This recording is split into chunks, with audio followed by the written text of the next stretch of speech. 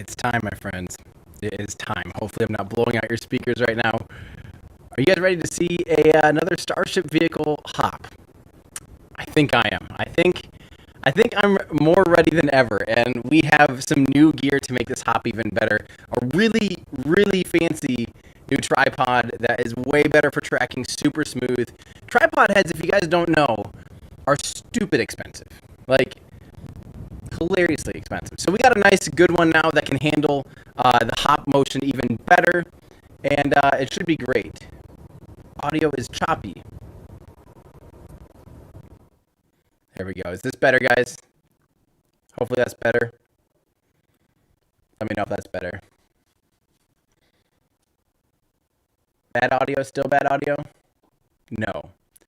Oh, why? I love how I was just streaming this morning.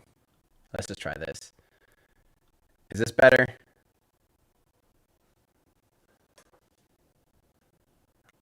Why does this always happen? Oh, nope, no change. How about, I'll just be right back. I'm just going to reboot OBS. I'll be right back, guys. Sorry.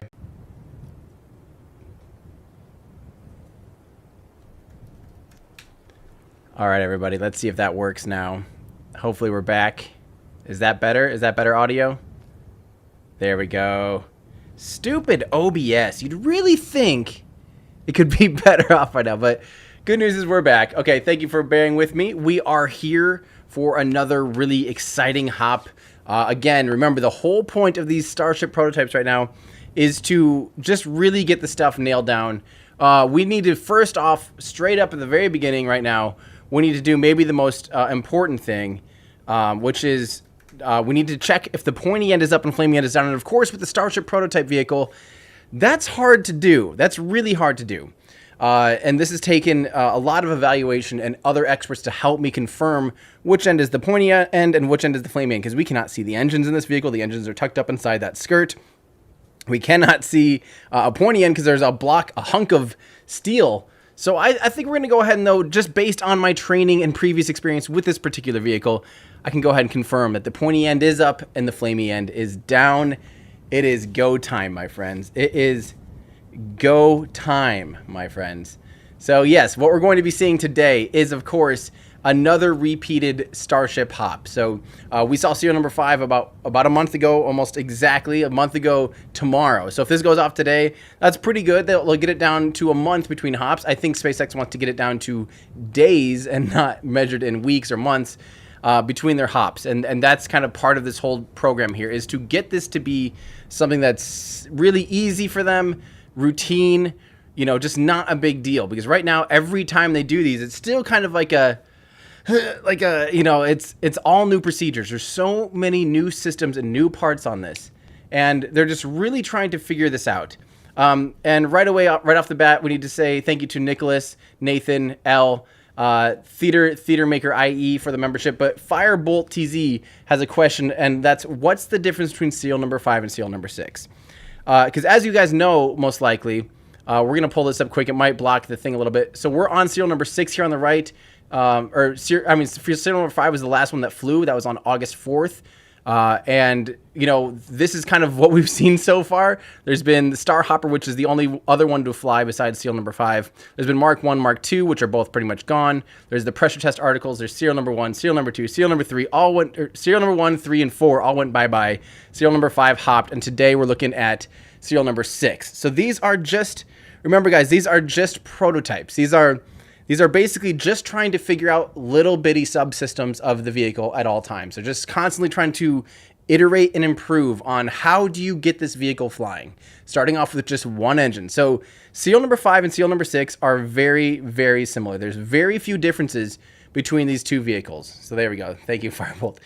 Between these two vehicles, they're essentially the same as far as we know. There might be, you know, there might be little tiny iterative tweaks. There could be upgraded wiring or a little bit different plumbing on a section that they got back with serial number 5, and like that didn't quite work out as well as we were hoping. Or maybe, you know, like brackets or how they mount the bottles or how they mount. There could be little iterative improvements over serial number 5, but for the most part, it's really probably virtually identical. It probably has slightly upgraded legs.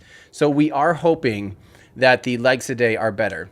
Oh, interesting. We have a replay there. Andrew, am I still on your feed? I might need to switch that to the live feed. Oh, I am still on your feed. Interesting.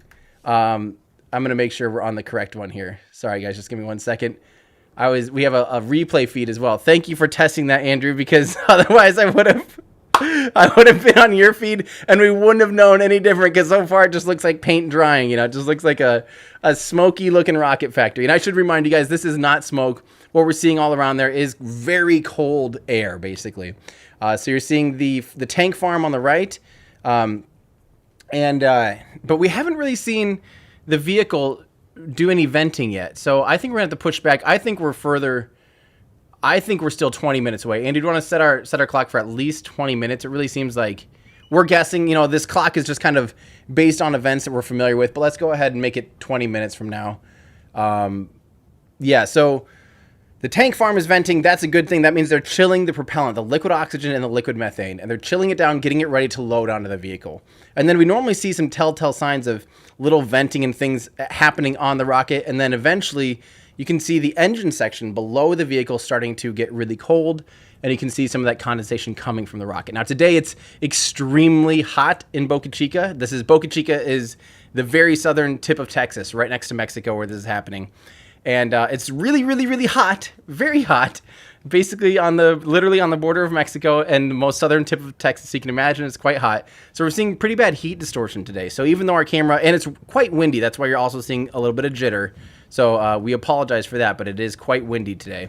And we even have the camera bolted down onto a structure as well, and it's still this shaky because we're at a pretty, the lens here, we're at about 400 millimeters, I think, on a micro four thirds lens. So that's about 800. That's equivalent to like a 16 times magnification. So our crew, Rachel and Jean with Space Padre Isle on Twitter, they are safe. They're outside of the exclusion zone. That we have to have them far enough away that they don't cause a scrub of this test today.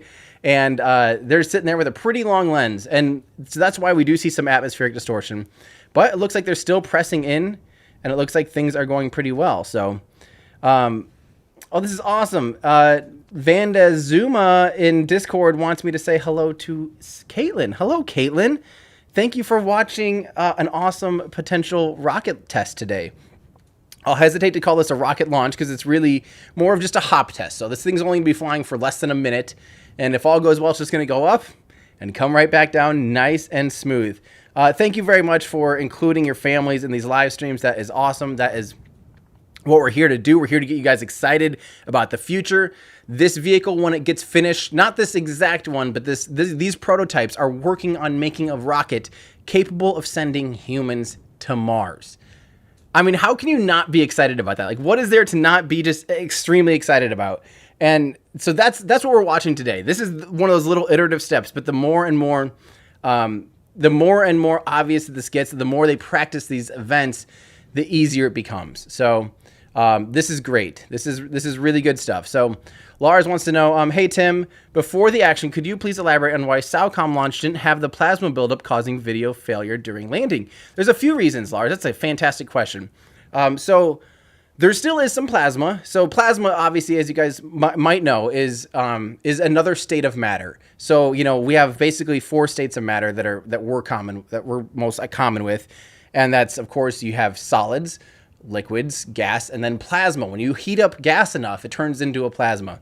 So when a rocket's coming back in from reentry, or a spacecraft or anything, what it's doing is literally, it's compressing the air in front of it. The air can't get out of the way fast enough, right? And it creates, you know, just like drag against your hand, you can feel that air compressing, right?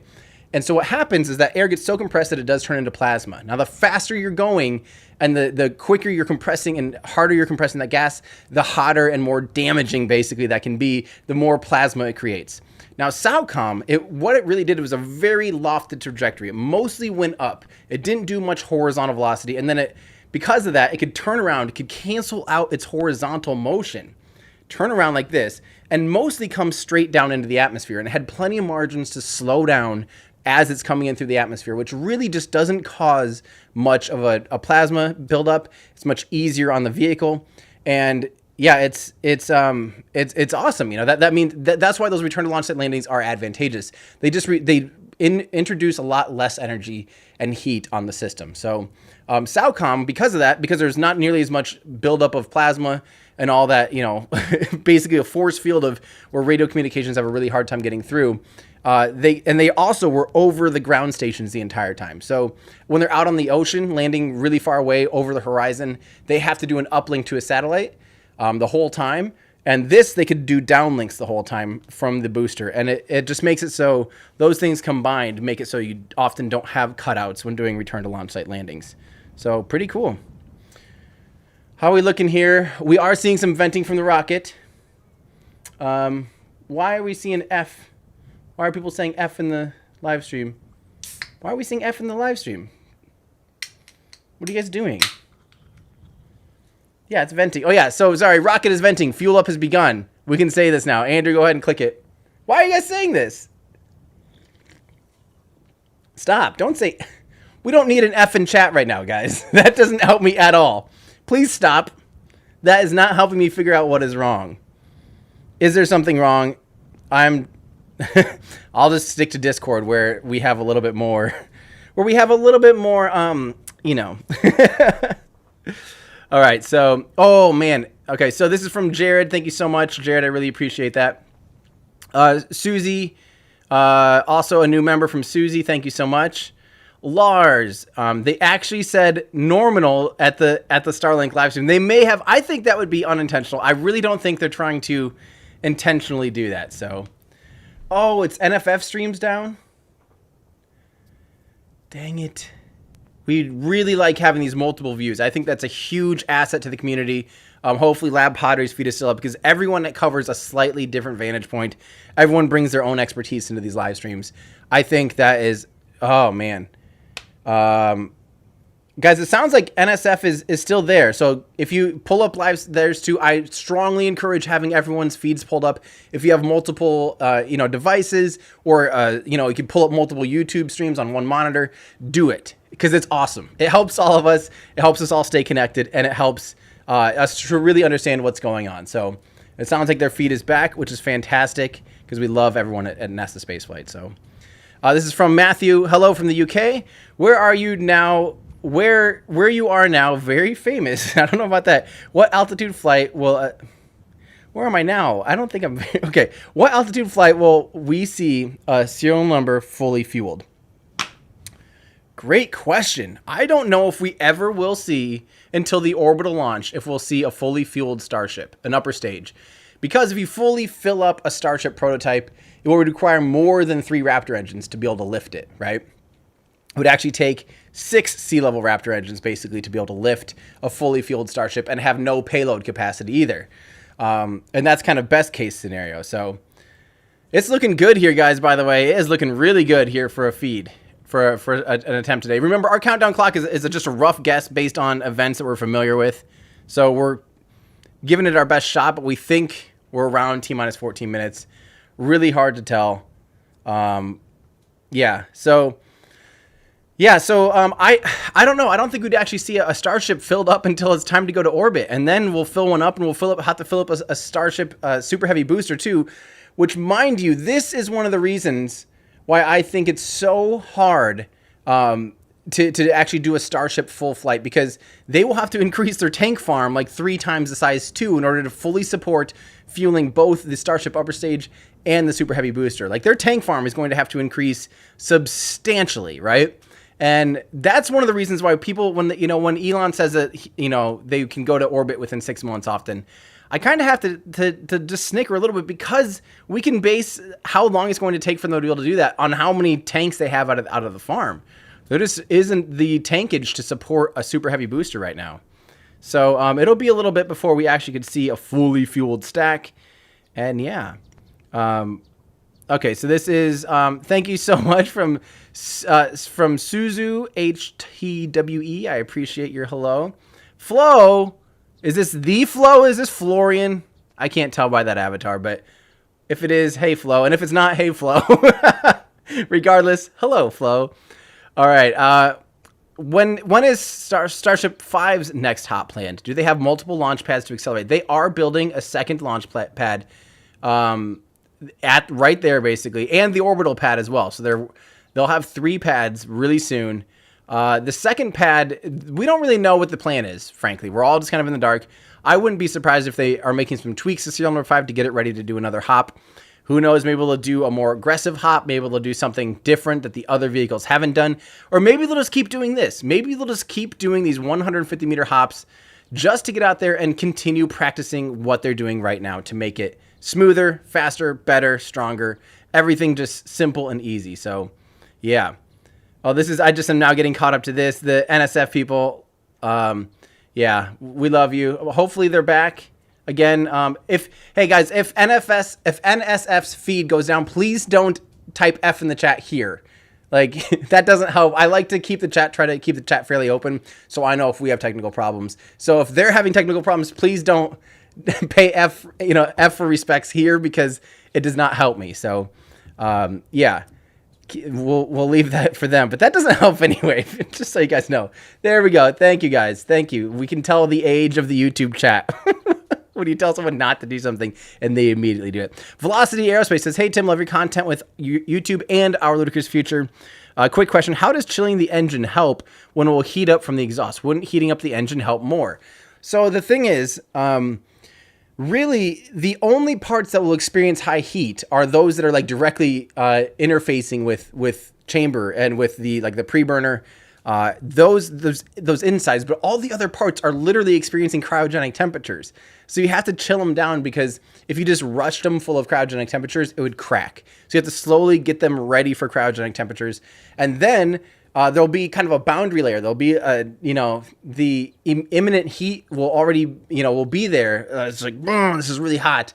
But then you can keep it cooled and keep it, at that, not cryogenic temperature, but you can keep it, from melting basically. But I think it's a bigger shock to the system to go colder quickly than it is to heat it up quickly. So that's from what I understand. I might be a little bit wrong about that, but yeah.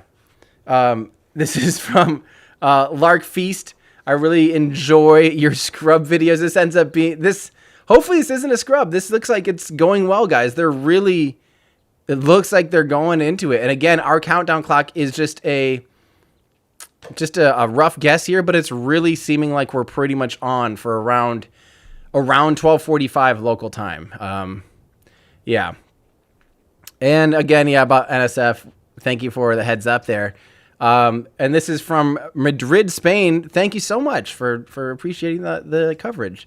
We really enjoy covering this stuff, because it's really exciting to be able to witness this. I mean, that's the thing is, a lot of companies do these prototype things, crazy things that I wish they would share, because look it's basically a free excitement factory for them. If they just allow people to see, I mean, granted, it's a double-edged sword, because by allowing us to stream this, it can show their failures. It can show, the failures are big in public, but their successes are big in public. Their trade secrets of how they're doing this stuff is less public than they'd probably like. And at the same time, they're sprinting so fast they don't care, because good luck keeping up, right? So, yeah. What makes an SRB solid? Really good question, Hetty. So a solid rocket booster, as you can tell by the name solid, there's 2 things that are really solid elements. There's the poly something butene or whatever. It's basically a rubbery mixture, a rubbery substance, and there's aluminum chunks in there as well. So there's actually 2 compounds that are relatively solid as well. So, there we go. Hopefully that answers your question. This is from Hector. Thanks, Rachel and Jean, for helping us get these great live views of the hop. Absolutely, Hector. Everyone, please say thank you to Rachel and Jean. And Hector, you nailed the spelling there. That is Rachel and Jean's how you spell their name. So yeah, everyone just say thank you, Rachel and Jean. And you can find them on Twitter too. They're at Space Padre Isle. They are the ones running our camera. They're the ones out there in the hot Texas sun. They are just absolutely awesome. They work really hard, and they're a very important part of our team here. So yeah, we're looking good so far. Apparently there still hasn't really been a siren. So yeah, you guys with your Fs. Let's see here. Tim, do you think SpaceX will use the second pad to be able to prepare 2 Starships a time for a hop? Or do you think they'll use it for a Super Heavy? So they have 2 Starship little pads like what we see here. They're also working on an orbital pad. So there's a really good chance we'll see 2 different Starship prototypes just like that. And that's awesome. So there's a really good chance that sometime we'll see 2 of these vehicles, maybe different variants, but out there on the pad at the same time testing different things. And as a matter of fact, they could, cryo test on one, or, do the pressure test on one, move it over to the other one, have one just be the stand where they crunch it, and do all the different stuff with the hydraulic rams and do all the different things. And then the other one can be the one where they hop from. So who knows? They're just kind of building it one day at a time. So, okay, there has been a siren. It sounds like everyone's saying siren up. So there we go. We are within 10 minutes. Andrew, go ahead and set the clock for about 12. We're probably pretty close. I'd say set it for like 12:46. Go back a minute. Or 12:47 or so. Will Starship need a super heavy booster for intercontinental travel? No. Elon's mentioned that a few times. That is an old thing. People look at the old video and they see that the super heavy booster was included for the point-to-point transportation on Earth. In my pollution video that I did, I broke down exactly how much different rockets pollute, how much their total pollution and CO2, and their, basically everything, what comes out, how much do rockets emit? What do they emit? Is it bad? Is it not a big deal? I break it totally down for you guys. That is still one of my favorite videos, actually. So if you guys have ever asked your question, like, is rocket pollution really something we need to be concerned about? Or the greenhouse gases from rockets, we have you covered. Hopefully our data stays smoother than this. But yeah, so what was I saying? Oh yeah, that video, I quoted the Starship as just the upper stage only, because Elon has said a time or two on Twitter now that for point-to-point transportation for, like, say, cross-Atlantic flights, just a super heavy, or just a Starship on its own, the upper stage, can do those point-to-point transportation hops. And that obviously would be a lot cheaper than fueling up a super heavy booster, a lot safer potentially, and just a lot less logistics of only having to fuel up one smaller vehicle. So yeah, it will not basically need super heavy booster for point-to-point, for at least the majority of point-to-point, because they can increase glide ratio, and they could even make a version that's made just for point-to-point that is a Starship prototype, just the upper stage, that is really, really honed in for point-to-point transportation. So, so there you go. Thank you, Lark Feast. Nelson says, hey, Tim, will we ever be able to take off while horizontal instead of vertical? Well, if you take off from horizontal, you're adding engines. Like, there's no way to take off, well, except unless you're talking about doing aerodynamic lift and flying like an airplane, basically like a space plane. That has some advantages. It also has some other disadvantages, because once you're in space, now you're carrying around wings. And obviously, wings really only help you, until 20 kilometers or so. After that, they're pretty much just dead weight. So now you're lugging around wings, although they can help you get to that point. They can help you, increase in altitude for relatively, low sacrifice. They can increase lift and just slightly induce drag and have a little bit more dead mass. But as far as taking off horizontally like this and then flipping and turning up or something, there's no need for that. You'd have to add extra engines to do that. And that is just always extra weight, extra complexity, reduces your payload mass. So that's one of the beautiful things about the Falcon 9 landing on its F9 engine, on its main engine, is that it's literally using the same engines to take off as it does to land. Same engines to land as it does to take off.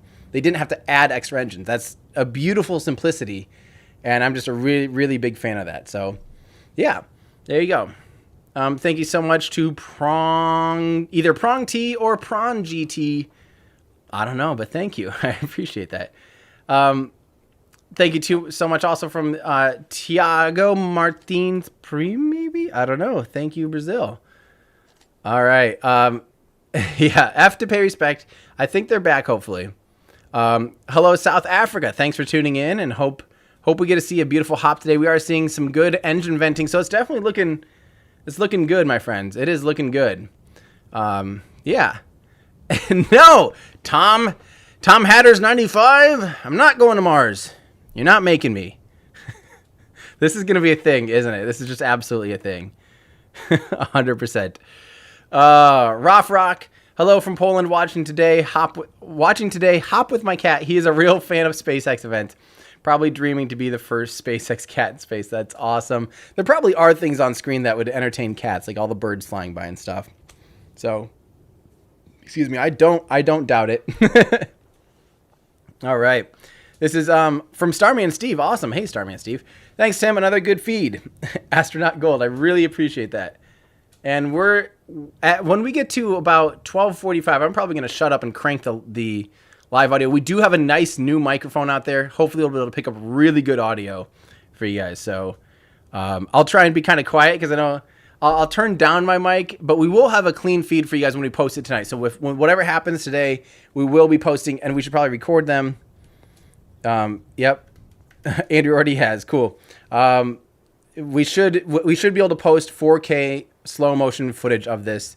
So fingers crossed, and that will have really clean audio too. That'll have cleaner audio than me screaming over it, because I know that some people are like, I couldn't hear the rocket over the jerk screaming. Sorry, I get excited about this stuff. You can't help it, when this stuff it's exciting. How can you not get excited about seeing I should remind you guys, this thing is 9 meters wide, 30 feet wide. It's over around 30 meters tall. That's almost 100 feet tall. This thing is huge. If you saw this with your own eyes, which I've seen Starhopper fly twice, and that broke my mind. And this is substantially bigger, and we're about to see even bigger stuff than this.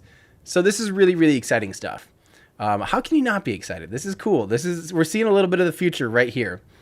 Couldn't SpaceX theoretically just repurpose the test tanks into fuel storage?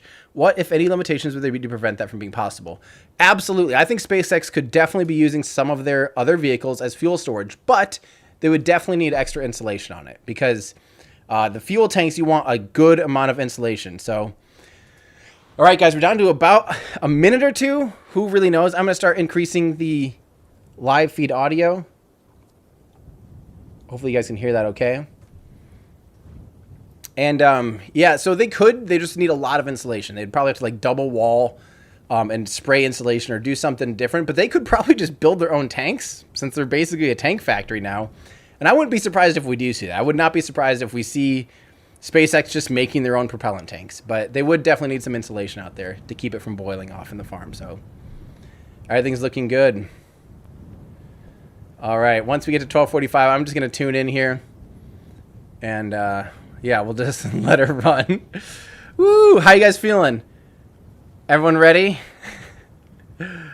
Andrew, get ready to switch to liftoff and ignition. I don't know if we've seen the drone in the air, but oh man. I bet we're probably within okay, there we go. I'm going to try and be a little bit quiet here for you guys.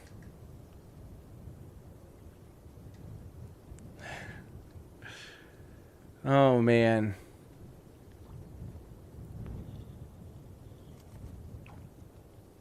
Here we go, guys. Hopefully we'll see this water tower fly. Take off the pad on a single Raptor engine, a single rocket engine that's full flow stage combustion cycle powered by methane. Here we go. Chill down. Ooh, did you guys see that? I thought that was going to be ignition. Oh, man.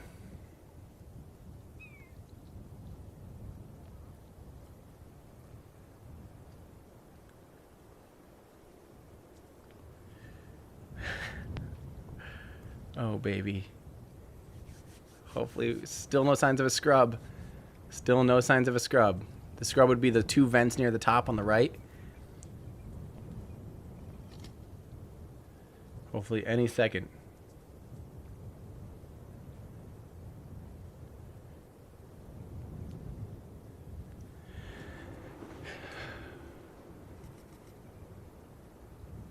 Come on, baby. I'm shaking a little bit. Come on, baby, you can do this.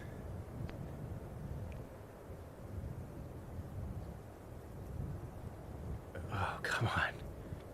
Still no signs of a scrub. Come on, baby, you can do this. No signs of a scrub yet. No signs of a scrub. Our clock, remember, is just a rough estimate, so we're probably within about a couple minutes, most likely, but it should be any second. I see no more venting from the vehicle itself, I don't think, so probably pressing for flight. Here we go, maybe? Any second? I don't see any signs of a scrub. I think it's going to happen. I think it's going to happen, guys. Oh, here we go. Yes! We've had ignition. There it goes! Look at that! Yes! Oh, baby. Yes! Look at that!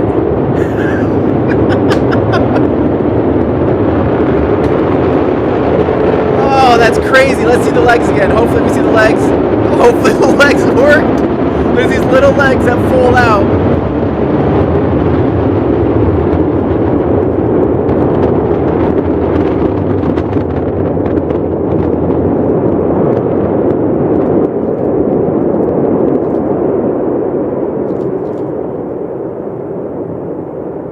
No boom. No boom. I think it's there. I think it's there, my friends. I hear shutdown. Ish.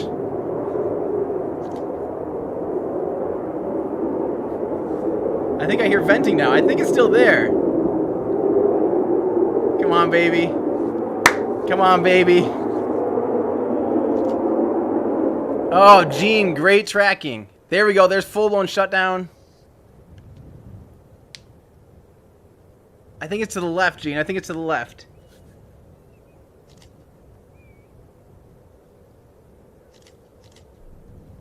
There it is. There it is. It's there. It's there. It's there, Gene. You got it. Come on. Go left, buddy. Go left. Go left. It's there. It is there. Left, left, left.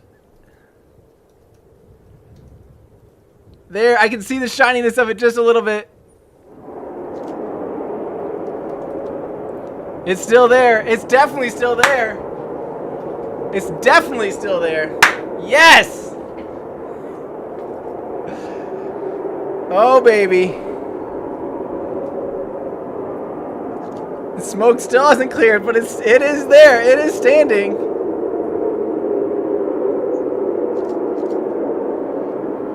Yes, let's hear it for SpaceX.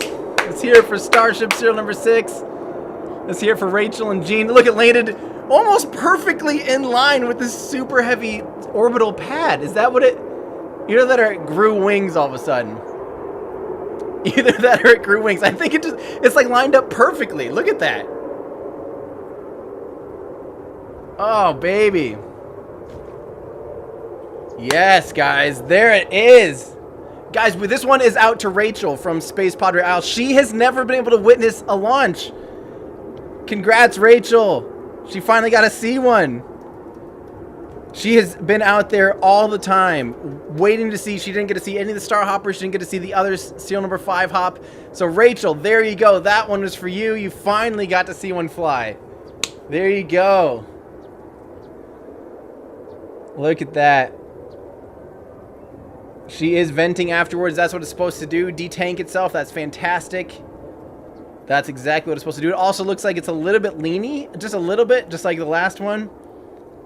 Oh, yeah. We have to do everything normal. This one was more normal to me than serial number 5. My pants are great. I did not pee or check. Pants check is complete. Nope. How are you guys? Did anyone else out there poop their pants? Let me know. Let me know in the chat if you pooped.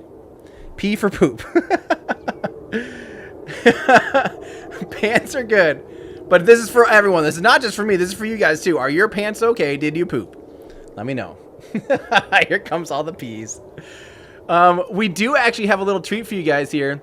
Although maybe we should keep it up for a little bit. But I can actually do a live feed replay for you guys.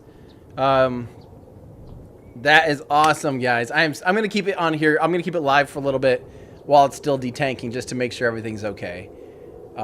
Just while we wait for it to detank. It looks like everything is great, though. They really, really, really did great. So, pants are go. Yes, congrats, SpaceX. That is awesome. That's huge. Oh, man. Looks like everything went great. Oh, man. That is awesome. I should mention, guys, too, while we have you on air, this t-shirt today, the F1 t-shirt, is 10% off if you use coupon code launch day, all one word, lowercase. Click on here at checkout, use coupon code launch day for your own F1 t-shirt, as I'm wearing. But also, while you're at it, check out, we do have new full stage combustion cycle shirts. We got some new keychains, the Future Martian Society shirt, which is easily one of my favorites because it has the coordinates for where Starship will eventually land, which is Arcadia Planitia.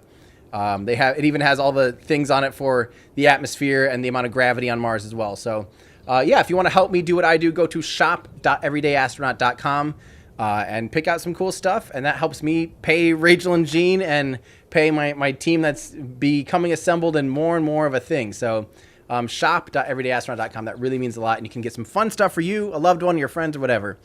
We're gonna wait just a second here still. It is definitely leaning. It is definitely leaning. And we're also only 7 minutes away from the Rocket Lab announcement. There is a Rocket Lab announcement here today. But I don't think I'm going to bother dual live streaming. I want to watch that myself. Awesome. Awesome, guys. That is fantastic. Oh, man. This is from Carl. I have seen many landings of Falcon 9, but lately it seems like they make the booster land much slower and smoother than the beginning. I don't know if that's necessarily the case. I think because they can't really do, they can't hover. It all just depends on their margins. I think they're just more dialed in. And they just, maybe just more dialed in. There we go. It looks like it's done venting, or getting close to being done venting. So everything is going smooth. Oh, yeah. Also, yes, you're right. Someone asked about the Discord channel. If you want to help, fun way to support what I do, to gain access to our Discord channels, become a Patreon member by going to patreon.com/everydayastronaut. That helps us continue to upgrade equipment. We're working on some massive equipment upgrades to continue better coverage for you guys. You can also join our Hi Discord. You guys are awesome too. So, yeah. So if you want to join our Discord channel where you can talk with other people about spaceflight stuff and just be part of an awesome community, go to patreon.com/everydayastronaut.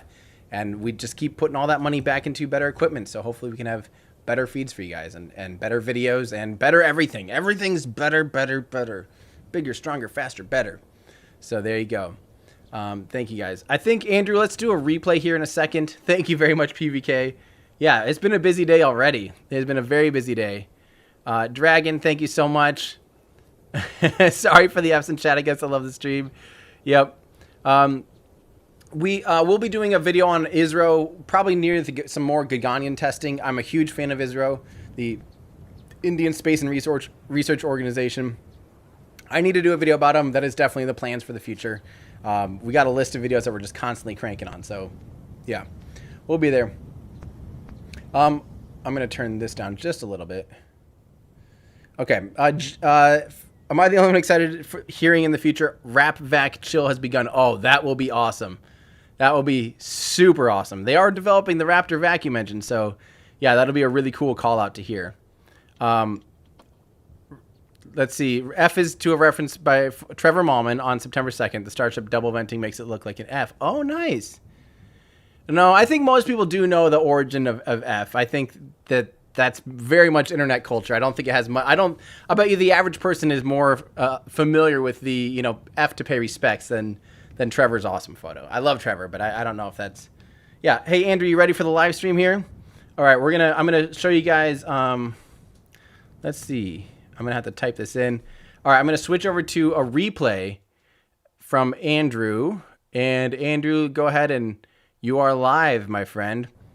So this is gonna be a replay of the hop. That was just about 10 minutes ago. For those of you that missed it, this is the hop replay. Andrew's got her all pulled up here for us.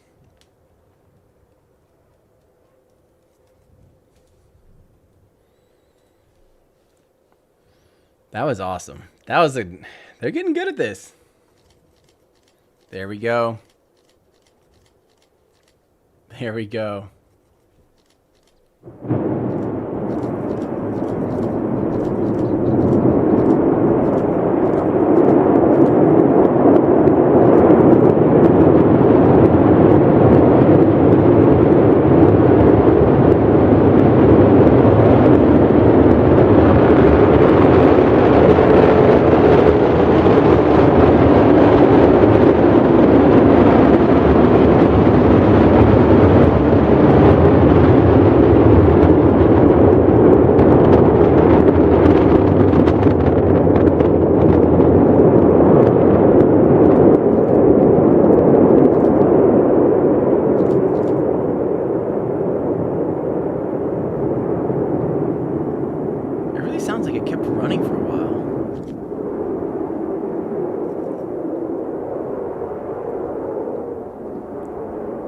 You didn't really hear that sharp cutoff. That.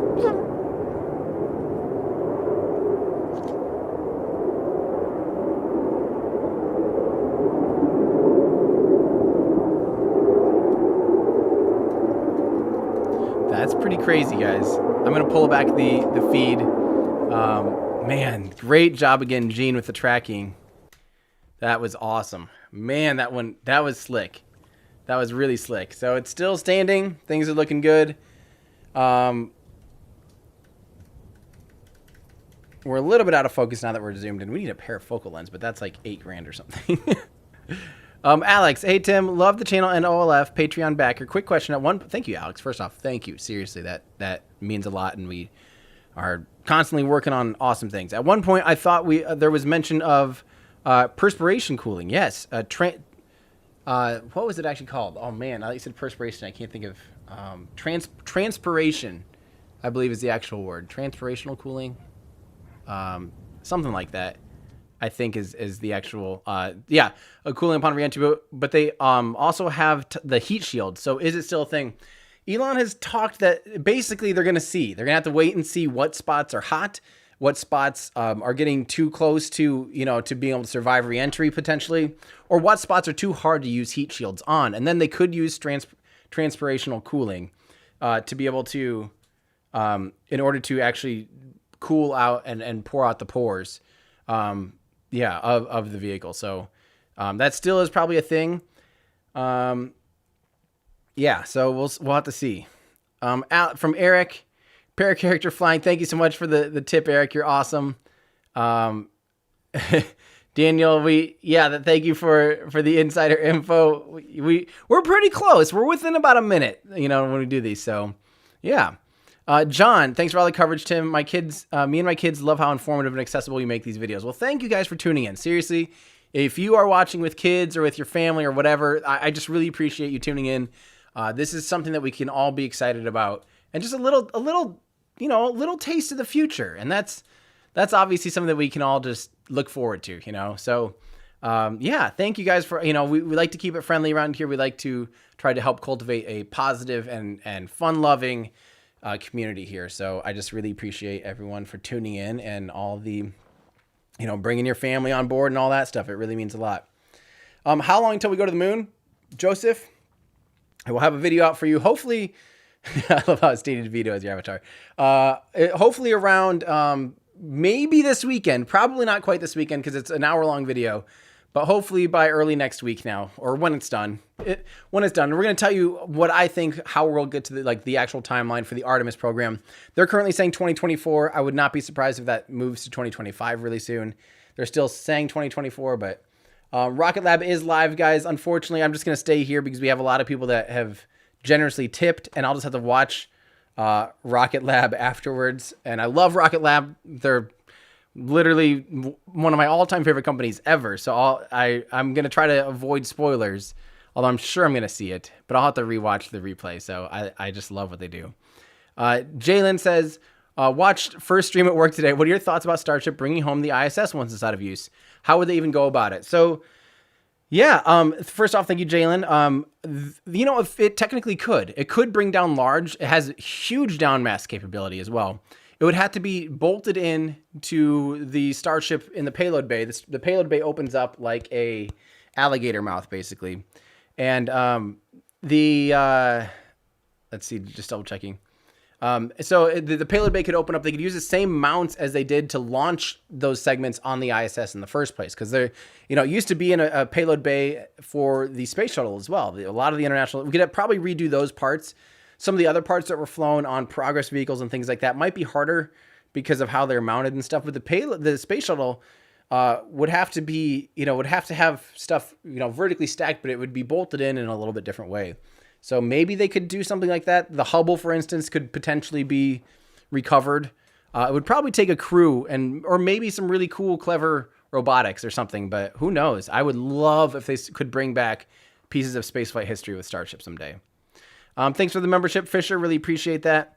Thank you so much, Ross. That really means a lot. I just love doing this too. So this is awesome, Facepalm. I am really excited about inter-satellite laser communication. That is really smart. obviously can be extremely high bandwidth and secure. Because think about it, if you're using a laser, no one can intercept your communications without you knowing about it. So that's pretty cool. That's a really secure... I could see a potential use case of Starlink to not even do public internet and just have it be a really secure private data link between point A and point B without having to run cable, on public access. But I hope that that's not the only use case for Starlink. I hope that it obviously has a commercial or private sector usage for all of us, and that's obviously part of the goal. But it would have a lot of use cases for that, for highly sensitive information. Jean-Marc says, meant to ask in the earlier stream, is current Falcon, is the only LOX that is colder as petrol as well? Yes, I know it's not petrol.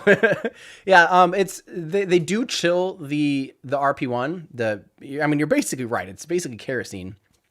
They do chill that down to near freezing point of it, which is, I think, around freezing for water, around 0 Celsius, maybe a little bit warmer, like 5 degrees or something. But they do chill it down just for a little bit of extra density. Or a little bit extra performance. I don't know exactly why they chill it down, but they do. And then they, of course, do super chill the LOX as well, the liquid oxygen. So, yeah. Eddie says, little cloudy today. It is very overcast out there today, but it's probably screaming hot. So, hi from Boca Chica or near it. That's awesome. The Elon Gamer hopefully got a C serial number 6. That is super cool. Congrats.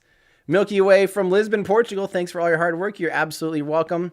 TJ Richard says, hey, Tim, love the channel. I have an ISS question. With the recent troubleshooting with the Airlink, do you think they have autonomous emergency procedures in event of depressurizations, automatic airlocks? I don't think they have automatic airlocks. I don't know, actually. I do not know, because you wouldn't want to lock someone in a depressurized portion. So I don't know what it is, honestly.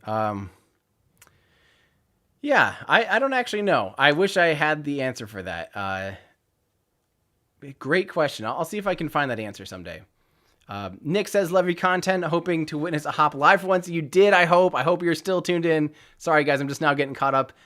Heathen New Zealand, 20 minutes till Rocket Lab announcement. What do you think it is? My guess, and I have not seen anything in chat. I hope no one's telling me. My guess is it does have something to do with Venus, because Rocket Lab has been talking a lot about Venus. That would be awesome. Hetty again, would you be somewhat less nervous for Starship launching James Webb? Also, here's some more for your Mars travel fund. Thank you for the Mars travel fund that I'll be putting back into cameras instead. I would be way more nervous at this point for if they launched it on Starship. Starship at this point isn't an operational rocket. It would take several flights for me to have more confidence in Starship than the Ariane 5. The Ariane 5 is a phenomenal rocket. It's been very reliable now that it's full, as it's been operational. So, let's see. Oh, here we go. Oh, wait. Okay. I'm trying to not get spoilers. I'm sure I'm going to see spoilers though. But no, for now, until Starship's flown, 50 to 100 times, I would not want it touching the $10 billion James Webb Space Telescope. Andrea, hi Tim, keep up with the great work. Thank you so much. This is from Mad Martha. Keep up the great work. I watched the SLS SRB test and had a question. Do SRBs lose thrust as they get towards the end of their fuel? Great question. So normally, if you actually have a cylinder like this and a small hole and you start burning propellant, it'll actually increase thrust as you burn away the propellant, because you all of a sudden have more surface area and it makes for more flame, right? You have more area to burn, therefore more thrust. So what they do instead is they actually really cleverly cut out basically a star shape, like some channels, so that the surface area never changes, or they actually can change the grain and change the actual, using like a giant cast, they can change the throttle throughout ascent of an SRB. I think that's pretty cool. So you can have it like, if you had it like this, little stars like this, it would slowly decrease thrust throughout its flight portion. And then it would get wider again. You can do all sorts of different things by having different channels and different patterns. It's actually really cool. So although solid rocket boosters can't dynamically change their throttle, you can still cut into the actual solid propellant, a flight profile and a thrust profile of them as well. So yeah, great question. Thank you, Steve, for the tip. I really appreciate that. Another tip from Jim. Thank you very much. So yeah, I feel like I say that all the time. Oh, thank you guys. And thank you, Dimitri. Really appreciate that. We have a new membership from James. I really appreciate that. Another tip here. I'm trying to get through you guys. Let's see, from Lark Feast.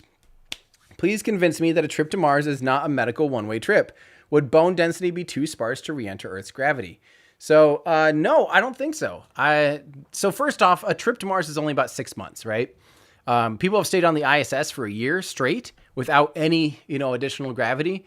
So even without doing any kind of artificial gravity, there's a lot of talks about, tethering up 2 starships and spinning them centrifugally, and you can induce quite a bit of gravity there. Once you're on Mars, you're at 38% gravity, or what's my shirt say? Is it 38 or 39? Let's look it up here. Let's see here. It is 3.7. Well, great. It's just in 3 meters per second. I'm not even smart enough to know. I think it's 38% though. And once you're on Mars, your bone density shouldn't decrease too much. We don't know the direct correlation. Like, we haven't done studies to know, 0% of gravity, experiencing 0 Gs is this bad on bone density. And 100% is what we're used to. That's our control. Is 50% gravity half as bad? Is it 5% as bad? Is it 90% as bad as 0 G? We don't have studies yet on the correlation between how much gravity and what you're experiencing for gravity and the actual bone density loss and other effects on the human body. So that is something that we could, the first missions might be terrible. We might have people that are almost crippled and hardly able to walk and perform tasks on the surface of Mars. And frankly, that might have to be a risk that they just have to take. That's part of exploration, is like a little bit of that unknown. Or they might perform fine. We really just don't know yet. And I think hopefully as we spend more time on the moon for the Artemis program, we can start to correlate some of those. If the 15-ish%, the 1/6 gravity on the 1/6 gravity on the moon, is that 1/6 or 5/6, or whatever percent as bad as 0 G, or wait, 1/6 as bad as 0 G, or is it, what is the correlation there? So we can hopefully extrapolate a little bit of that as we spend time on the moon. But as far as radiation and stuff like that, I think, it's the maximum dosage isn't much more cancerous risk than, say, smoking a pack of cigarettes a day, and people do that. So yeah, it's bad without any kind of radiation mitigation. But at the same time, like, again, if you are a pioneer going to Mars for the first time, there's going to be some risks. Even if you take no other considerations of extra radiation shielding, of, additional transit gravity and things like that. So you might just have to risk it. And it's not going to be a medical one-way trip. I think those are things you can overcome. Matt Lone asked what your favorite sandwich is and why. Did he? I love Matt. Matt is awesome. Favorite sandwich? Well, I hope to enjoy a sandwich with Matt someday. I'll visit him in the UK. My favorite sandwich? Oh, man, I don't even know. I really like tuna melts, if that's a sandwich, or like a bagel thing, I guess. I like bagel. Like, anything on a bagel is great. And I do say bagel, sorry, instead of bagel. I don't know. I don't know how to pronounce bagel because I'm from the Midwest. Bagel. I don't know. The BAGEL word. And, yeah. I don't know. I like sandwiches. There you go. Andrew says, didn't Elon say recently about moving to carbon neutral fuels on Starship? Yes, I mean, Starship is essentially carbon neutral, or can be carbon neutral, by simply pulling CO2 from the atmosphere to make your methane. So the only things coming out, the only emissions coming from Starship will be CO2 and water vapor. And you can actually extract CO2 to make your methane again using the Spadre process on Earth or on Mars. So you basically literally pull CO2 out of the atmosphere. You split your water into hydrogen and oxygen. You use the oxygen as your liquid fuel, and you combine the hydrogen with the CO2 in the atmosphere to make CH4. So you can make your liquid methane just straight out of the air. So yeah, there you go. PVK. No, guys, this is the thing. I don't want to go to Mars. Please don't make me or ask me to go to Mars because I like it here on Earth. I don't want a 20-minute latency between seeing prototype vehicles fly and my eyeballs. I want less latency. Going out to Mars is going to be more like, I want swimming pools. I want rivers. I want birds and trees and tacos and pizza and stuff like that. So, no. Thank you very much, Capri Sun. Neopork, Bart, how's it going? That is awesome. Everyone say hello to Bart, who I believe, if I remember right, I think Bart is a straight up doctor slash 3D artist. If you guys aren't familiar with Neoporks, I'm sure if you're on Twitter, you've seen some of his incredible renders. There is such an awesome community of 3D artists doing really phenomenal 3D renders. And Neopork is definitely one of the best. So really, really cool to see you in here, Bart. Thank you for tuning in. And I didn't know your name was Bart. Now I do, but I'm pretty sure, if I remember right, Bart's a doctor. Dr. Bart with the 3D skills, too. What else can't you do? That's awesome. There we go. We did see a beautiful hop. Thank you so much, Wes. That is really, really generous. Thank you so much. Patrick, SpaceX cannot hire me. I am not for hire. I am already literally living my dream life. I am doing my dream job, which is getting you guys excited about all of the different things in spaceflight, teaching you guys about all the different programs, all the different companies, all the different technologies. I don't want to work for SpaceX. I love SpaceX. I would love to work with SpaceX. I would love to work with Rocket Lab, with NASA, with, ULA, with X, Y, and Z. Like, yeah, I'll do that, but I'm living my dream life. This is what I want to be doing. And it's only getting better. The more and more I do this, the more fun it is, the more exciting this stuff seems to be getting, the more excited you guys are getting along with me. We're all getting excited and learning together. If I worked for SpaceX, I don't think I could talk openly about a lot of the things that I am excited about. And that just, yeah. All right, this is... Oh, thank you very much, Anthony. I appreciate that. Have you ever heard of OTRAG, or Private German Rocket Launch Company, that was attempting to launch rockets into orbit from Africa in the 1970s? Very little bit. I've heard just a tiny bit about that, but I'm not too familiar with how the whole story there, but there's definitely some stuff that is kind of halfway lost to history. But thank you, Slatch. You're welcome so much. I'm trying to get through some of these guys. Oh, jeez. No. Trying to get through these so we can get you guys out of here so I can watch that Rocket Lab launch, and I'm trying to avoid spoilers. Hey, Tim, hoppity hop. I really wish I could fast forward to see the full Starship. Just can't wait. You're welcome. I'm really hoping that we do see a Starship out of the pad before the end of the year, or a Super Heavy out of the pad. But I'm still guessing it'll be at least a year before we see anything near an orbital hop attempt. But I would love to be proven wrong. Don Carnley, thank you so much for your tip. You're awesome. I really appreciate that. Tim DeMars, no! But thank you. Jim Abbey, thanks for the membership. No. Send Tim DeMars fund. Guys, this is getting ridiculous. Keep on screaming, Tim. Love your enthusiasm. Thank you so much. Greetings from Holland. Hello, Holland. Thanks for hanging out. Smiling face with sunglasses from Fat Boy Bangs. Really appreciate that. How on earth do they directly measure the engine thrust? It is an insanely large value. Yeah, there's basically, I don't know the exact mechanism, but on a test stand, you could just literally measure how much it pushes a certain sprung mass or something like that. I don't actually know the exact way, but it could be something with like hydraulics even. You could just measure the pressure of the engine pushing against the hydraulics or something. Or a spring, something like that measures force.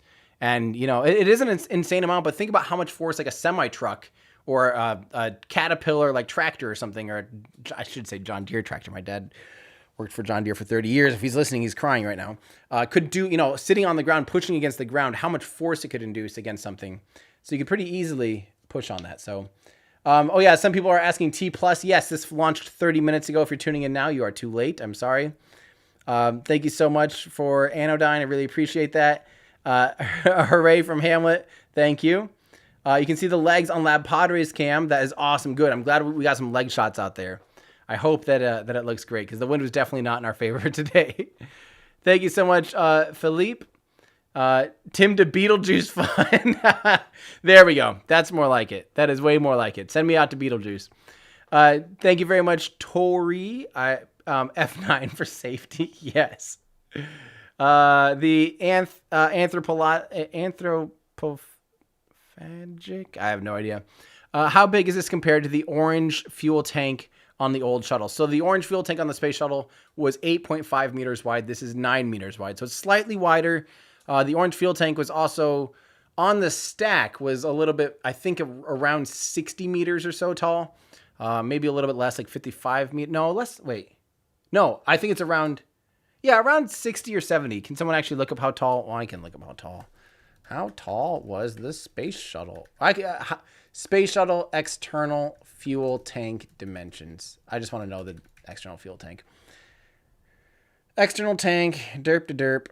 Let's see. It is 153 feet, so about 45 meters. So actually, it's really close to these dimensions, honestly.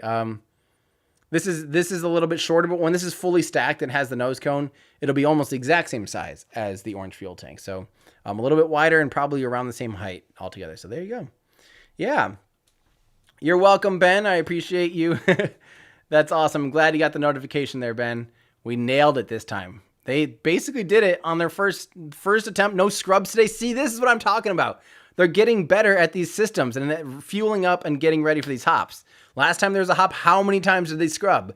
This time when they hopped, not only when they static fired, this time they did it on the first day on the third attempt for static fire. This was their first attempt at fueling and flying, and they did it right away. See, they're getting better. That's awesome. Oh, a potential leg failure on 2 legs and a small fire. All right, well, we'll have to wait and see. It looks like it's still standing, and that's all that matters. How do they spot the landing through all the dust and turbulence? So the altimeter doesn't really change too much. There's the barometer, there's GPS guidance, so it knows where it's going to be touching down.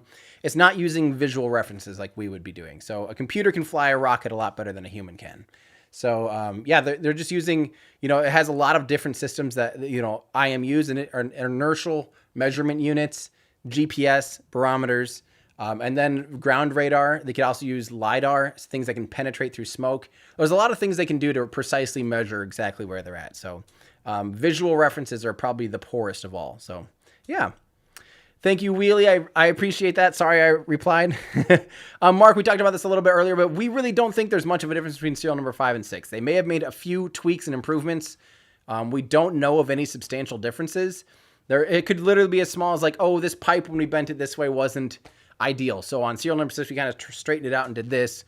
Or this wiring is a little bit too close to this, or we rerouted this to that. But for the most part, they're very similar. I think they're the same metals. They're just working on rapidly fueling these babies up and flying them, and it's no big deal. So there you go. Thank you from the Cliff Family UK for proving SpaceX launches aren't CGI. Yes, you shouldn't have to prove that. There's plenty of live cameras at every launch. There's people just literally standing out on the beach watching launches all the time. Anyone that thinks they're CGI, it's like, guys, this is in Florida, and this is public right by South Padre Island. Like, just go to it. That's like saying, I don't believe the Super Bowl exists. I think the Super Bowl is CGI. I've never seen it. I haven't seen it. Seems too big. Too many people in one place. People can't all be in one place. Come on, 2020, pandemic. People can't all be there. So therefore, Super Bowl's fake. Super Bowl's always been fake. So yeah, obviously we don't have any proof of it. They could just be faking it. They probably faked it back in the day to make sure that people really like football. Same type of thing. Just go there. Tell me it's fake when you watch a 70-meter, 220-foot tall rocket go up into space. You feel it. You feel the energy from the launch. You see it go up, and then when one returns to launch site, and you watch the 45-meter tall, the 150-foot tall booster land, create sonic booms on its way back from reentry. Yeah, good luck. Good luck thinking that's CGI, my friends. Good luck. Theater Maker IE, I appreciate that. Nominal poop from Ethan Katz, I appreciate that. Thank you for the donation, Benjamin. On Lab Hydre's Nerdle Cam, you can see some of the fire after landing was put out for what looked like remote-controlled fire extinguishers. Yes, they do have remote-controlled fire extinguishers. Yep. They have little things they can remotely control. Oh, Alexander, I'm sorry that I couldn't hold it in. Darn it, I guess I'm so sorry that I just absolutely ruined your day. We'll have to get that clean feed up for you guys so you can watch it again without my stupid voice. Say Stock, I appreciate that. Thank you so much. I know from personal experience that Boca Chica is very windy. Does that affect SpaceX's future plans there?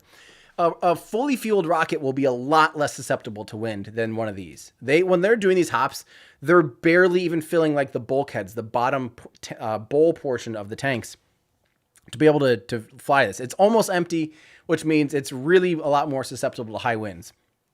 A fully fueled rocket will weigh millions of, like over 1 million metric tons. It's going to be extremely heavy. Good luck, good luck knocking one of those over. I don't know if it's 1 million. Yeah. Wait, 1,200 metric tons for the upper stage. Sorry, not millions of tons, over millions of pounds, millions of kilograms. It'd be probably like something like 3,000 metric tons or something. Good luck having wind gusts just like blow that around too much. So once it's fully fueled, it'll be a lot more than that. So yeah, it'll be really hard to move around. So Bryce, longtime listener, first time caller, excellent stream, and congrats to the space community. Keep up the great work. The kids and I are looking forward to watching your Artemis video. Good.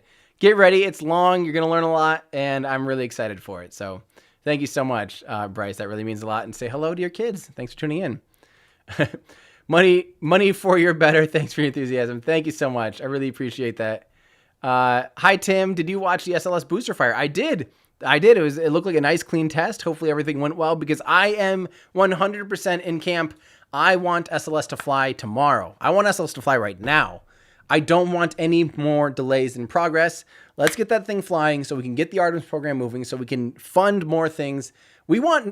Honestly, the success of SLS will actually help the success of Starship. It'll help funding. If SLS is getting funding to put humans on the moon, every time we put humans on the moon, it's going to require a Starship or a Blue Origin lander or a Dynetics lander.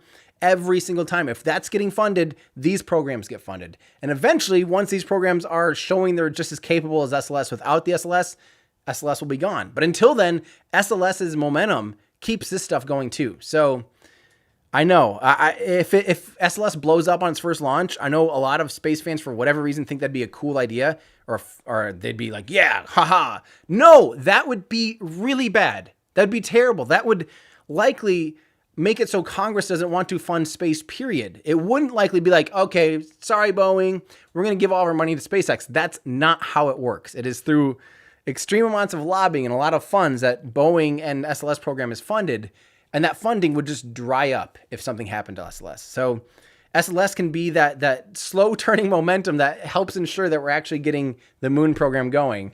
And then hopefully eventually, as we've seen NASA do, they continue to lean on commercial partners and make a stronger commercial partnership. We will, after the Artemis versus Apollo, one of the next videos we're going to be working on is what can replace commercially, what can get humans to the moon in 2024 that could replace SLS. So I'll give you guys all the options there, the commercial options, and see if you can replace Artemis or SLS and Orion in the near future. So stay tuned for that one too. That'll be a really good one. Azir King, thank you so much. And hi Greece. Brett, have you thought about making a video about the ISS? I think it's super inspirational and one of humanity's greatest achievements. I'll probably just save it for some event with SLS, or I mean with the ISS, like if there's a new segment going up or something like that, because I try to time things out, longer form videos and breakdowns on something. I think right now, if I just made a video, everything you need to know about the ISS, it wouldn't be very relevant. So I'll look for something or a reason to be able to do that, because the ISS is awesome. Thank you very much, Sal Wester. I really appreciate that. If ULA makes both Starliner and Artemis, why can't they just use one? Why can Artemis do that Starliner can't, and vice versa? I think you have a lot of things wrong here, Jonathan. Sorry to say. First off, ULA makes neither the Starliner or anything for the Artemis program. Artemis isn't the capsule. The capsule's called Orion. Orion's built by Lockheed Martin. Starliner's built by Boeing. Totally different things. Granted, Boeing and Lockheed Martin own ULA, but ULA has nothing to do with Starliner directly besides flying Starliner, and they have nothing to do with the Artemis program other than currently they're making the ICPS, the Interim Cryogenic Propulsion Stage, which is basically the upper stage tankage and engine from a Delta cryogenic second stage. So ULA is not SLS, and SLS and Orion make up the Artemis infrastructure along with the moon landers like Starship, probably potentially the Blue Origin national-led team, and the Dynetics lander too. So the Artemis program is meant to get to the moon, and Orion is currently the only capsule capable of deep space flight for long-term missions. It is designed to support long-term missions, designed to support deep space radiation, and that's something that Starliner can't do. Starliner is meant for the low Earth orbit. Orion no longer is capable of low Earth orbit per se. It's not the right vehicle for low Earth orbit. It's massive overkill for low Earth orbit. So they're each spacecraft for each mission, right? They're each there for specific purposes. Theater makers. From another feed, you can see a fire under serial number 6 after it landed. Yeah, that's probably normal. We'll have to see. Thank you very much, though, theater maker. Frank, thank you so much. From Frank Carr. Space Viking. Thank you so much, Space Viking. Holy crap. Oh, man. Everyone say thank you to Space Viking. That is insane. Yeah, I promise you that the networking stuff we're working on at this moment, we're going to be putting a lot more money into this because we just wanted to do the best for you guys. See the data connections as we're talking right now. We're paying almost $600 a month in data. We're going to be working on that to make it better and get more reliable solutions and better hardware for you guys. So yes, we will absolutely be doing the best we can. And every dollar we just keep pouring into this. So we want it to be the best coverage we can provide for you guys. So thank you, Space Viking. Seriously, your support means a lot, and I promise it goes a long way. So thank you. Steven, can we call this Jefferson and the test stand? Nothing is going to stop us. Nice. Nothing's going to... Yeah, we absolutely can. Sebastian, how far away from a full-size Starship hop? Well, hopefully serial number 8 will make it before the end of the year. I would love to see serial number 8 hop with 3 Raptors before the end of the year with aero surfaces on it. I don't know if we'll see the 20-kilometer hop before the end of the year, but I would love to. Would be absolutely amazing. Jonathan, will they make Starlink for Mars? They absolutely could send, literally, you wouldn't need many Starlink satellites to make a totally global constellation on Mars. You'd only need a couple because you don't need constant low latency on Mars because there's already a 20-minute latency. You just need good ground coverage. So I think they could send on a Falcon Heavy, say, 24 Starlink satellites. I have no idea what it would take. And cover Mars in one launch with a Falcon Heavy. So who knows? They absolutely could and should. Mihan says, hi, Tim. It's my birthday today, turning 35. Great age. That's how old I am. Starship Hop is a very nice present. That is an awesome present. Happy birthday. Everyone say happy birthday to, let's see, it might be Milhan. Sorry if I messed that up. Sorry. Everyone say happy birthday to Milhan. I hope I pronounced that somewhere close to right. Brian Clausen, hi again. I watched it on NASA Spaceflight and Lab Powder. Didn't know you were watching. There was a fire at the bottom vent, like at the pad fire. They put it out quickly. Go SpaceX. Absolutely. Thanks for tuning back in, Brian, and thank you for the support. I appreciate that. Let's see. Rocket Lab is going to Venus. Just kidding. Okay, good. Don't tell me. I'm sure it's going to get spoiled, though. Exploration is not for the faint of heart. 100%, Jeffrey. 100%. Do I worry about time dilation with regards to interstellar travel? I think that's so far enough away that I haven't even considered it, and I definitely don't worry about it myself. That could be something that future generations need to worry about, but right now I'm just worried about us getting back to the moon, so not too worried about that per se.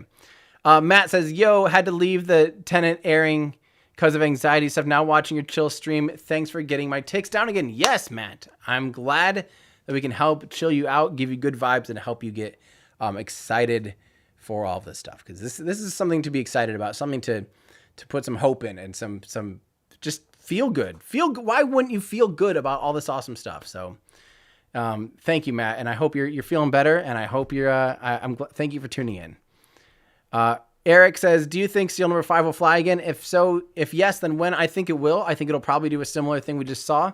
I think they just want to make it so they can do this once a week. Like, I wouldn't be surprised if seal number 6 gets back into the hangar in the next 2 or 3 days, and if serial number 5 is going out to the pad on the same day to do the same thing all over again, because they want this to be normal. They want to be able to just literally fire this baby up, light it up, land it, because then they can move on to 3 engines. Once that is totally routine, super normal, which it looked like today, they really nailed it. They absolutely nailed it today. Then we can just keep moving on and adding complexity. That's what they're doing. Simon, Starship could take the ISS to the moon for HABs. The Starship doesn't need to take the ISS to the moon. The Starship can be the habitat. It's got 1,000 cubic meters of payload volume, pressurized payload volume. It can be better than the ISS in one launch, basically, for habitable volume on the moon. So, absolutely. John, would you do a moon round trip? I would. I don't know. Someday I would love to be on the moon for a short period of time, a week or 2 tops. Depending on how routine and simple it is, a flyby maybe, but oh man, that stuff honestly scares the crap out of me. I don't know. Maybe. And on that same note, here's from Anthony. How about sending you to the Moon Fund? Although Mars gets a better reaction. Oh, man. I used to never think I wanted to go to space at all. I would now probably do a suborbital hop with little to no hesitation. Or not little to no, with less hesitation. Like I kind of want to. Next step for me would be just wanting to hang out in orbit for a week. But still, that scares the crap out of me. We'll see. We'll see. If SpaceX would invite you to co-moderate a launch, would you accept? Of course. I would absolutely do that. That is the kind of working together that would be a huge honor for me. I would love that just for the feel goods, because that would be fantastic. I do love everyone at SpaceX. Sam Adams, so you're saying your job is going to Mars? No! Help me. Thanks, Sam. Nixon, the first noob question. While burning liquid methane and oxidizer, how are the tanks being kept under pressure for structural integrity as they get emptied? Great question. That's not much of a noob question. That's a fantastic question, Nixon. So currently, you can see those black bottles on the vehicle. Those are COPVs, or composite overwrapped pressure vessels. They're literally like a metal alloy wrapped up in carbon fiber so it can hold a lot of pressure. And I mean a lot, like 8,000 PSI or however, what is that? Something like, I have no idea how many, I don't exactly know how many bars, two or 3,000 bar or whatever, 1,500 bar-ish or whatever. A lot of pressure inside those COPVs. And what they do is filled up with helium, which is extremely lightweight, very not dense or undense or low density. And so what they do is as fuel drains out, they maintain back pressure by filling the rest of the tank up with that helium, because they're trying to hold only about 5 to 6 bar inside the tanks. So they have a lot of pressure inside that bottle and they just drain it in. Eventually, Starship will use what's called homogeneous pressurization. I think it's homogeneous pressurization, where they're going to use tap-offs from the engines and let the tanks and the actual engines basically regulate themselves by using boil-off from each tank to regulate the other tank. I don't quite get it. Apparently it's doable, but we'll see. Yeah. Great question, though. They backfill it, basically. Anonymous, thank you so much. I really appreciate you saying hi and hanging out. Really appreciate that. John, Moon, go for a ride, please, Mr. Musk. Maybe. Someday. After it's super routine and normal. Maybe then. From Coley, I received my full flow hoodie recently and I love it. So many cool details. Remember, code launch day. Thank you very much, Coley. I'll send you your checks in the mail, my friend, for that little ad. I'm glad you like the full flow hoodies. Took a while for us to find all the little and to make all the little details, because like I said, there are a lot of details in the merchandise is all it's not just like print on demand stuff. This is extremely premium thing. The full flow hoodies are kind of oversized and extra comfy, extra big and cozy. And yeah, they're high quality. Everything, we really pick out high quality things, hand printed here in the United States, hand sewn on here in the United States. Everything's done right here, actually in California, in Long Beach. My friend owns a merchandise company that has basically always done band merch, and he talked me into he's like, just let me run your warehouse. I'll do all the screen printing and all the things. And I'm like, can you start doing like custom stuff? He's like, yeah, man, let's go for it. So we've been really upping the quality. So yeah, thank you so much for getting the new full flow stage combustion cycle hoodie. They're a huge update from the other ones, and I think a lot cooler. So yeah, if you guys want one of your own, shop.everydayastronaut.com and get ready for cold weather in the United States. If you're in South America, sorry, it's bad time. You're probably getting ready to take layers off. But here in the U.S., I'm starting to feel a little bit of cold breeze here in Iowa, starting to just feel and smell a little bit like fall, which is scary, but also I love fall. So yep. Christoph, thank you so much. We do sell merch in Europe. Our merchandise is available in Europe. You can buy it now. The only problem with like Germany, Switzerland, I know, Holland, like the Netherlands and the UK, the problem is so often our merch will get stuck in,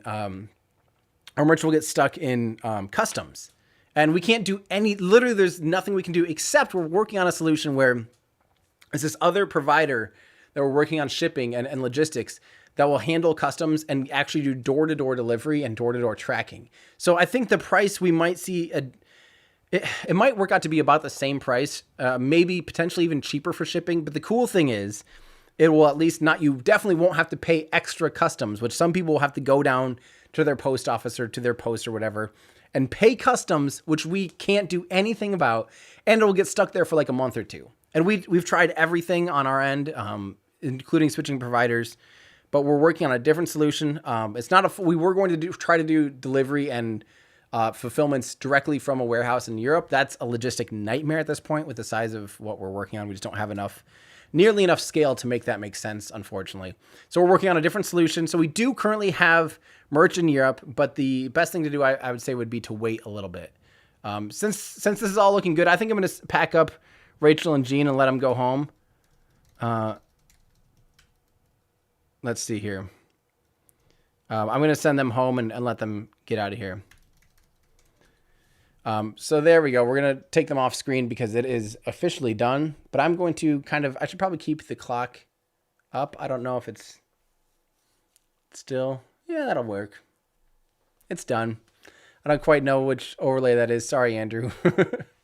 We could just remove the overlay, but let me get through a couple more of these. So, need a video to explain all rockets and goals confused. I mean, basically, the biggest thing with different size rockets is really fulfilling a need. So you wouldn't want to use a train to deliver a letter. Well, obviously at some point you might, but or you wouldn't want your Uber your food delivery service to show up in a jumbo jet, right? There's different vehicles for different size and different payload and different missions.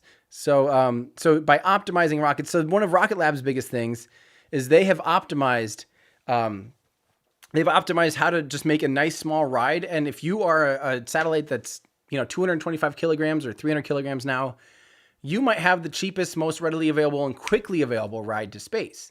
So different rockets it's just different capabilities. And lots of times there's just thresholds where there's different crossovers and convergences where you might say this one's cheaper than this one. But if you get to this point, this one might be a better option. So it's just kind of a trade-off, and then reliability comes into point. But someday I'll maybe do like a all rockets explained video or something. Dallas, is NASA planning on using all 3 landers on different missions, or will end up selecting just one? We don't know yet. They likely will down select. I would not be surprised if in February, when they do their next round of contracts, if they've down selected to 2 landers. So I think SpaceX really wants to prove out a lot of their technology and get flying, because if they can prove out in this year that they can do a lot of the things they say they can do, they might win that second round of lunar contracts. So that would be huge. That's a big reason why they're pushing so hard, is so that they can be considered a lunar lander for the human landing system in Artemis. So I'll be telling you guys about that in this upcoming video that's coming out either this weekend or next week. So stay tuned.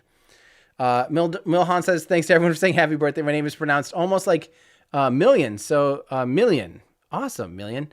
Thank you. To everyone, have a great day. Love this community. And thanks also again, Million, and happy birthday. Sorry that I absolutely slaughtered your name, but happy birthday. That's awesome. Hey, Tim, what's in the box on the top of the ship for? So on top of Starship is literally just a mass simulator. So that is just a hunk of a big chunk of dead weight on top of it, so that it raises the center of mass, because the lower the center of mass is, since that engine is off center, the engine is a little bit offset. So if it would really have to tilt, basically, you have to shoot that thrust up through the center of mass, or you can think of it as like the center of gravity. And they have to shoot the thrust up through it in order to fly straight up. That's why it flies at an angle. So the more mass you can put up top, the less it has to fly wonky. So if you had that mass, say, at the bottom, it'd really have to crank at a really steep angle in order to fly. So, yeah. Mr. Z4K, thank you for the membership. Really appreciate that. Chris says, I would jump at a chance for a one-way trip. Sadly, I don't have useful skills for the early trips. For now, Chris, do some go out there, and it's never too late to develop useful skills for some early, colonization and exploration of Mars. Who knows? T. Gable, bit late, but thanks and praises for your aerospike video. Thank you. No cap, probably the most well-searched hour of flamey entertainment on YouTube. Thank you so much. I still love that video. The aerospike video is one of my favorites. A lot of work went into that one. A lot of work. And I like doing those. I like diving into something that I'm uncomfortable with and I don't have a lot of knowledge on. The deeper I go into the weeds like that, the more I can teach you guys. And I think that video teaches a lot of concepts that can be really hard to understand. So if you guys haven't watched the aerospike video, that is easily one of my favorite videos I've made. That and the Raptor video are Top 2, I'd say, definitely. I actually like the Aerospike one better than the Aerospike one, or than the Raptor one. So, yeah. Thank you very much, Kilgore. I really appreciate that. Yeah, see, that's the problem, Bart. Hey, divide by 14.5 for PSI/bar. I know, that was the problem. I was trying to do the conversion of 8,000 PSI down to bar in my head, and I wasn't doing so hot. So, yeah, that is the problem. Lawrence, thank you so much. I really appreciate that. Would I take a 1-month trip to the ISS? I don't know about a 1 month. That sounds like a lot of time on the ISS, like just in a small confined space. I think I would maybe spend a week if necessary, but even that sounds kind of long, although it'd probably be amazing and I'm sure it'd be great, but I'd rather live in more of a larger habitat, like an actual proper space hotel than the ISS. The ISS is definitely not optimized for just creature comforts, and it's definitely a giant research laboratory. So I would feel like I'd be getting in the way if I was up there for a full week. Marco says, wow, thank you, Marco. Holy crap, Marco. Followed you for ages now. Here's some lens love and keep being awesome. The awesome space commuter and content creator you are. Thank you so much, Marco. That really means a lot. Everyone say thank you to Marco. That is insanely generous. Thank you. We will continue to upgrade. Yep, that means a lot. Thank you so much. Everyone say thank you to Marcus. That's huge. Thank you. That is awesome. Really, really appreciate that. Mike, thank you very much. And Pedro, thanks for the membership. Jonathan says, have fun on Mars. Would you rather go to space on the New Shepard or Spaceship 2? I hate to publicly say something negative or really insert too much of an opinion, but I really am a big fan of the New Shepard system. It seems like they have an abort system, which I'm a big fan of with rockets. It also has simple parachute landing and just seems like a nice, simple, easy solution. Spaceship 2 is now looking way more appealing. Now they have really finalized it more and got a lot more flight experience with it. Seeing the interior of that made me go, okay, I do actually want to ride on that. But I used to kind of have my doubts, but now that I've seen the more finished interior renderings and stuff like that, it looks a lot cooler to me. So yeah. Geek till it hurts. I thought about it. I'll bring a few domes and make tacos. Yes. Thank you, Geek till it hurts. There we go. Now I will join you on Mars. Make it so I can get out there in a luxurious ship with all of the cool things, like a 0G pool or something. And let's hang out on Mars. There you go. And lastly, from Ekricker5, where did I get these ULA models? That was from ULA's store. So ULA.com or somewhere. If you search ULA rocket models, you'll find them on their web store. Yeah, and because I got them from ULA and I tweeted about it, they came to me shipped. I think this might have been special treatment, but they did get shipped to me with Tori Bruno, the CEO's signatures on them, which is just, I was like, that is awesome. So yeah. There you go.